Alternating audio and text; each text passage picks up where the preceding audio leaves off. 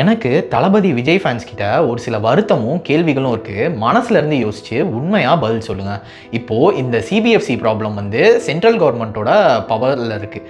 என்னதான் ஸ்டேட் கவர்மெண்ட்டோட இன்ஃப்ளூயன்ஸ் இருக்குன்னு நம்ம பேசப்பட்டாலும் நீங்கள் கோவத்தை காமிக்க வேண்டியது எங்கே? எலெக்ஷன்லையா இல்லை தியேட்டர்லையா? துப்பாக்கியை கொடுத்ததே விஜய் அண்ணா தான். சிவாவும் சொல்லிட்டாரு இது வந்து அண்ணா தம்பி பொங்கல் அப்படின்ட்டு.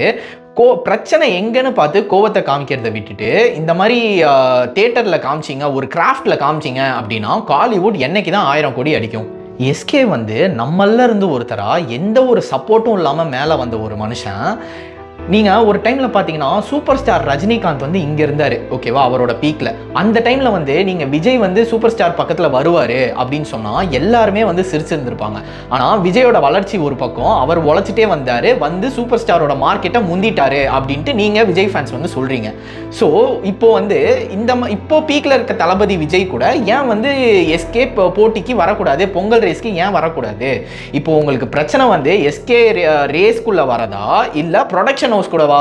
அப்படி ப்ரொடக்ஷன் ஹவுஸ் கூட தான் நீங்கள் பிரச்சனைன்னு சொன்னால் நீங்கள் கோவப்பட வேண்டிய கிரவுண்ட் வந்து இது கிடையாது. நீங்கள் கோவப்பட வேண்டிய இடம் வந்து எலெக்ஷனில். இது ஒரு கிராஃப்ட் மூவியை இங்கே நம்ம செலிப்ரேட் பண்ணாமல் கோவத்தை எல்லாத்தையும் இங்கே காமிச்சிட்டு எலெக்ஷன் அப்போ நம்ம மக்கள் என்ன பண்ணுவோம் அப்படின்றது எனக்கு நல்லாவே தெரியும். சரி விடுங்க கைஸ், என்னவோ மனசில் இருந்துச்சு, பேசணும்னு நினச்சேன், பேசிட்டேன்.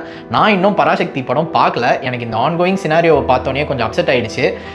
படம் பார்த்துருந்தீங்க அப்படின்னா எப்படி இருந்துச்சு அப்படின்ட்டு கமெண்ட்ஸில் சொல்லுங்கள். ஏதாச்சும் வன்மம் இருந்துச்சு அப்படின்னாலும் கமெண்ட்ஸில் அதை கொட்டுங்க. அது அந்த மாதிரி இருக்கக்கூடாதுன்றதுக்காக தான் இந்த ஹோல் வீடியோவே. பராசக்தியும் செலிப்ரேட் பண்ணுங்கள், ஜனநாயகன் வந்தோன்னா ஜனநாயகனையும் செலிப்ரேட் பண்ணுங்கள். அதுதான் என்னோட மோட்டிவ். ஸோ நீங்கள் இதை பற்றி என்ன நினைக்கிறீங்கன்றதை சொல்லுங்கள். தேங்க்யூ.